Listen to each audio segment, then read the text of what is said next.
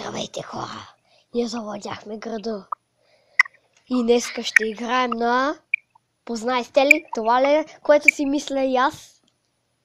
Да. Хартиени човечета! Както знаете, и Стели снима на хартиени човечета, но може да спре клипа всеки момент, но поне ще снимам нещо.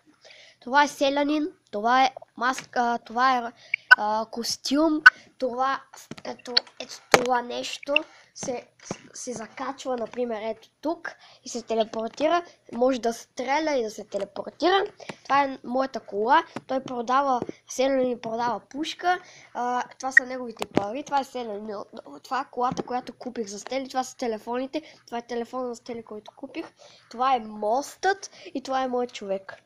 Затова казвам бързо, защото може да спре. Това е моята аларма. Когато човечето падне или се счупи крак, това се включва. Така, може да спре клипа. Надявам се да ви е харесал. И това е клипът, в който никога не трябва да забравяме. Абонирайте се за мен. Преди имах 3 абоната, а сега 2. Защо, хора? Абонирайте се за мен, моля ви. Защо си махате абонатите от мен? Мразя ви. Само Стели и някакъв друг се е абонирал за мен, а третият къде е? Къде е? Добре, значи може да ви обясна сега. Това е първият епизод на Хартиени човечета. Стели, защо не говориш? Няма какво да кажа. Казвай. Няма какво да кажа, но мога да говоря, защото ти... Но не мога да говоря, защото ти само ти обясняваш, а аз няма какво. Лесно. Да, но няма значение.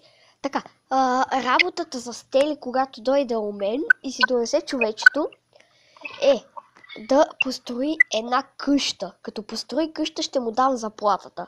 Около 1000 или 2000 лева. 2000.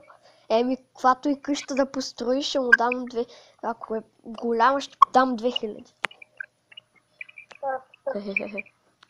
Той говорим по Viber с него. Един път, един човек ми писа коментар. Момче, ти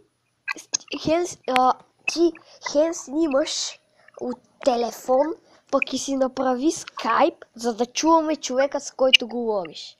Това, ако гледаш този човек, ако гледаш този клип, аз съм Миро67 Андреев и скайпа ми е хакнат от някой. Не, дори си го изтегля, няма как да си направя нов, защото е хакнат. Така. Разбрахте защо. Така. Да. Сега ще ви покажа. Аз съм си отсякал едно огромно дърво. Ето това дърво съм го отсякал и това беше 2 минути сякане дърво. Това е колко две големи дървета. Това е едно